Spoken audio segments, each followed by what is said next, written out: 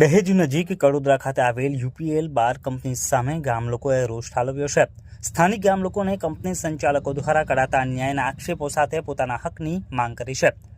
ભરૂચના વાગરા તાલુકાના દહેજ નજીક આવેલ કડોદરા સ્થિત યુપીએલ બાર કંપની સામે સ્થાનિકોમાં ભારે રોષ જોવા મળી રહ્યો છે।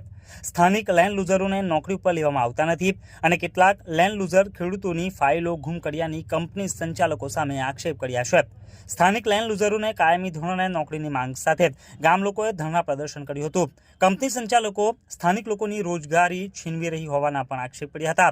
કંપની સંચાલકો એગ્રીમેન્ટનો અનાદર કરી સ્થાનિક લોકો સાથે અન્યાય કરતા હોવાના આક્ષેપ કર્યા છે। સ્થાનિક ગામ લોકોએ યુપીએલ બાર ગેટ બહાર ધરણા પ્રદર્શન કર્યું હતું અને કંપની સંચાલકોની હાય બોલાવી હતી। કડોદરા ગામના યોગેશ ગોહિલે મીડિયા સમક્ષ નિવેદનમાં જણાવ્યું હતું કે છેલ્લા 3 વર્ષથી યુપીએલ બાર કંપની ઉપર લોકોને અન્યાય થતો હોવાના આક્ષેપ કર્યા હતા। લેન્ડ લૂઝર કોન્ટ્રાક્ટમાં નોકરી કંપનીના જે વિભાગમાં બહેનોને રોજગારી મળવી જોઈએ તે નથી મળતી હોવાના પણ આક્ષેપ કરાયા છે। સ્થાનિક લોકો સાથે અન્યાય કરવામાં આવતા હોવાના પણ આક્ષેપ કર્યા હતા। બહારથી લોકોને લાવે છે એ લોકોનું પેકેજ વધુ હોવાનું પણ તેઓએ રટણ કર્યું હતું। કડોદરા ગામના લોકોને ઓછું પેકેજ આપતા હોવાના પણ તેઓએ આક્ષેપ કર્યા હતા। એચઆર હેડ પોતાની મનમાની ચલાવતા હોવાના પણ તેઓએ મીડિયા સમક્ષ આક્ષેપ કર્યા હતા। જવાબદાર અધિકારી ફોન ન ઉઠાવતા હોવાના પણ તેઓ આક્ષેપ કર્યા હતા। અમારા પ્રશ્નોની રજૂઆત કરતા સુખદ સમાધાન થયું હોવાનું પણ તેઓએ જણાવ્યું હતું અને જો અમારા પ્રશ્નોનું સંપૂર્ણ નિરાકરણ નહીં આવે તો ગાંધી ચિંધ્યા માર્ગે આંદોલન કરવાની ચીમકી પણ તેઓએ ઉચ્ચારી છે। યોગેશ કુમાર કનુભાઈ ગોહિલ, ગામ કડોદરા, તાલુકો વાગરા, જિલ્લો ભરૂચ। યુપીએલ બાર કંપની ઉપર છેલ્લા 3 વર્ષથી લોકલ લોકોને થતો અન્યાય જેવા કે લેન્ડ લૂઝર, કોન્ટ્રાક્ટમાં નોકરી ને તેમજ સીએસઆર વિભાગમાંથી જે બહેનો છે એમને જે રોજગારી મળવી જોઈએ તે નહોતી મળતી। લોકલ લોકો સાથે અન્યાય કરવામાં આવે છે, એટલે કે જે એગ્રીમેન્ટ છે એગ્રીમેન્ટ ઓછું આપવામાં આવે છે, પેકેજ એમનું ઓછું આવે છે, બહારથી લોકોને લાવે છે બીજા એની અંદરથી એમની સાથે જ કામ કરે એ લોકોનું પેકેજ વધારે હોય છે, જ્યારે અમારા ગામના કડોદરા ગામના લોકોને થર્ડ પાર્ટીમાં રાખવામાં આવે છે અને એમને ઓછું પેકેજ આપવામાં આવે છે। એ બધા પ્રશ્નોને લઈને આજે આવ્યા હતા। જ્યારે લોકલ લોકોને કોઈ એક્સિડન્ટ થાય છે કંપનીની અંદર તો ત્યારે આવા પ્રશ્નો દબાવી દે છે। અમારી જેવા જાગૃત નાગરિકો આવે છે। આજે અમારી બાજુના ગામના એક પનિયારા ગામના એક કાકાનું એક્સિડન્ટ થયું છે, એપેક્સની અંદર દાખલ છે, તો તેમને મતલબ કે બ્રેન હેમરેજ થઈ ગયું, કંપની કોઈ જોવા જતી નથી। ત્યારબાદ એક છોકરાની આંગળી કપાઈ ગઈ હતી, તેને પણ આજે રોજગારી માટે એમનીથી કામ નથી થતું એવું નિવેદન લઈને આજે એને નથી નોકરી પર લેતા। એટલે ઘણા બધા લોકલ રીતે જે પ્રશ્નો હતા એ આજે અમે કંપની ઉપર મળવા માટે આવ્યા હતા, પરંતુ અહીંયા જગદીશ પટનાયકર એચઆર હેડ પોતાની મનમાની ચલાવતા હોય, કોઈનું સાંભળતા ના હોય, તેમજ આઈઆર વિભાગના નીરવ ભાવસર જે લોકોને ઉલ્લુટ બનાવતા હોય, ગોળ જવાબો આપતા હોય, બરાબર છે, એમના જે કંપની સાથેના રિલેશન ગામના તમામ વસ્તુ મતલબ કે લોકોને ઉલ્લુ બનાવના દીપક ગઢ યુનિટ હેડ એ કોઈનો ફોન ઉપાડતા નથી। અવારનવાર અહીંયા ગેસની દુર્ઘટના બનતી હોય, પાણી છોડવામાં આવે ત્યારે તે કોઈનો પણ લોકલ લોકોનો ફોન ઉપાડતા ના હોય।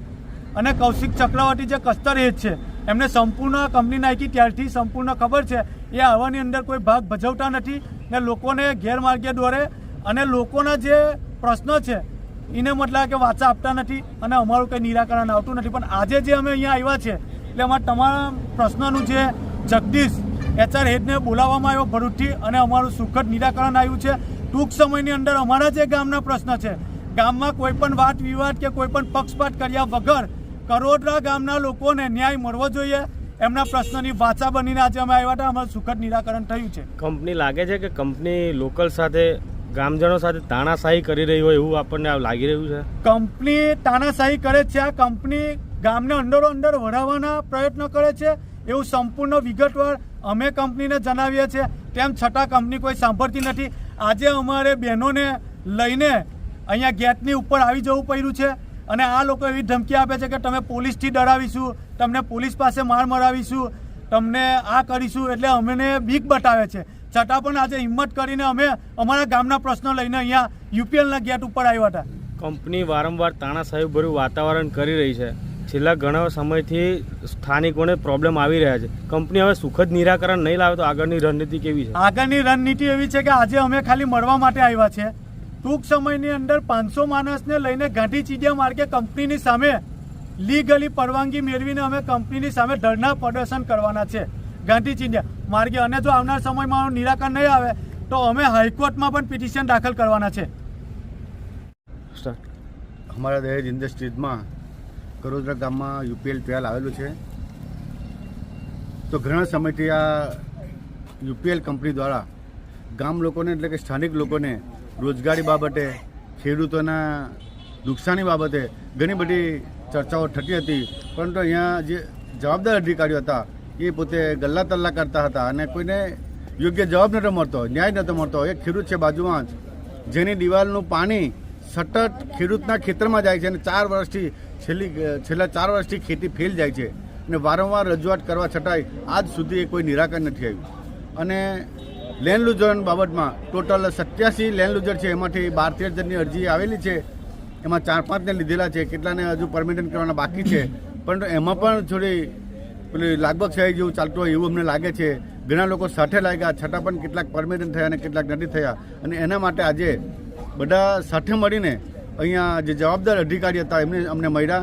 અમે એમને રજૂઆત કરી અને તમામ પ્રશ્નોની રજૂઆત કર્યા પછી અમને અહીંયા જે એચઆરના હેડ છે જગદીશ પટનાયક સાહેબ, અને એમને અમને બાંયધરી આપી છે કે તમારા તમામ પ્રશ્નોનું અમે નિરાકરણ લાવી દઈશું. એટલે એમના જે અમને વચન આપ્યું છે એમનું અમે માન રાખીને જો સુખદ અંત આવી જાય તો અમે કંઈ કરવા તૈયાર નથી. પરંતુ જો એ બોલ્યા પછી ફરી જશે કાં તો અમારો સુખદ અંત નહીં આવે તો ફરી પાછા અમે ગાંધીજીના માર્ગે આંદોલન કરીશું એવું અમે નક્કી કર્યું. કંપનીને વારંવાર રજૂઆત કરવામાં આવે છે, આ જાડી ચામડીના અધિકારીઓને કંઈ પડેલી નથી એવું લાગી રહ્યું છે. ચોક્કસ આ અધિકારીઓ ઘણું બધું આ કંપનીની અંદર બધી ગોબાચાળી ચાલતી જ હોય છે.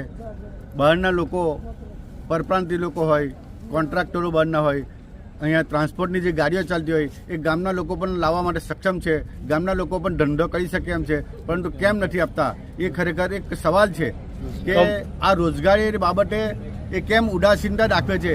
એ એક જવાબ માગવા જેવો પ્રશ્ન છે કે આવું કેમ કરે છે લોકો. એના માટે અમારે એક તપાસનો વિષય બની જાય છે કે અધિકારીઓ લોકલ લોકોને કેમ કામ નથી આપતા, લોકલ લોકોને કોન્ટ્રાક્ટ નથી આપતા, લોકલ લોકોને રોજગારી માટે થર્ડ પાર્ટી કોન્ટ્રાક્ટમાં રાખવા માટે પણ એ લોકો આનાકાની કરે છે. એક તપાસનો વિષય છે. કંપનીને રજૂઆત કરવા આવો છો ત્યારે સ્થાનિક પોલીસને, સ્થાનિક તંત્રને આગળ કરે છે, શું કહેવું છે? હવે આ સરકારની વાત કરીએ તો એ ઉદ્યોગોને પણ છાવરતી હોય એવું અમને લાગે છે. જ્યારે પણ આવો કંઈક આંદોલનો કરીએ ત્યારે તરત જ પોલીસને જાણ કરી દે છે. પોલીસ એ કાયદો જાળવવા માટે હોય છે, પરંતુ ક્યારેક પોલીસ પબ્લિકને પણ સહકાર આપે છે એવી અમે આશા રાખી છે. અને આજે અમારે એવું બન્યું છે કે ખરેખર પોલીસ ખાતા તરફથી પણ અમને પૂર્ણ સહકાર એક મુખ સાક્ષીએ અમને મળ્યો હોય એવું અમને લાગ્યું છે. અને મામલતદાર સાહેબને પણ રજૂઆત કરી. મામલતદાર સાહેબે પણ એમને પણ અમને યોગ્ય પોઝિટિવ જવાબ આપ્યો છે સહકાર આપીને. અને આજે અમારા આ તમામ પ્રશ્નોનું નિરાકરણ આવી જાય એવું અમને લાગે છે. આ તમારી જે યુપીએલ બાર કંપની જે છે તેને બાજુમાં તમારું ખેતી લાયક જે જમીન આવેલ છે, કેટલા વર્ષથી ખેતી નહીં થતી? છેલ્લા 4 વર્ષથી આ લોકોનું પાણી દિવાલની અંદર એ લોકોએ હોલ મૂક્યા છે, એટલે કાયમ માટે એનું પાણી જમે છે. અને પાણી જમવાના કારણે જમીન જે છે એ ભેજવાળી જ રહે છે. અને છેલ્લા 4 વર્ષથી આ ખેડૂતની જમીન થતી જ નથી. અને રજૂઆત તમે કઈ જગ્યા પર કરી છે અને કેટલા વર્ષથી કરી છે? એ ખેડૂતે મામલતદારમાં લેખિત ફરિયાદ રજૂઆત કરી છે, એનો પંચકેસ પણ થયો છે અને વારંવાર રજૂઆત કરી છે. છતાં પણ આજે એ લોકો પોતે સીએમઓને પણ આ રજૂઆત કરી છે અને તમામ જગ્યાએ કલેક્ટર સાહેબને પણ રજૂઆત કરી છે. અને એના પ્રશ્ન રૂપે આજે પણ સાહેબ એવું કહેવાય છે અધિકારી કે અમે સ્થળ ઉપર જઈને ચકાસણી કરીને સુખદ અંત લાવીએ એવી આશા છે. અને જો સુખદ નિરાકરણ નહીં આવે તો તમે શું કરશો? સુખદ અંત નહીં આવે તો હવે અમારે એને કોર્ટમાં જઈને કોર્ટમાં એનો પ્રકાર આપવો પડશે.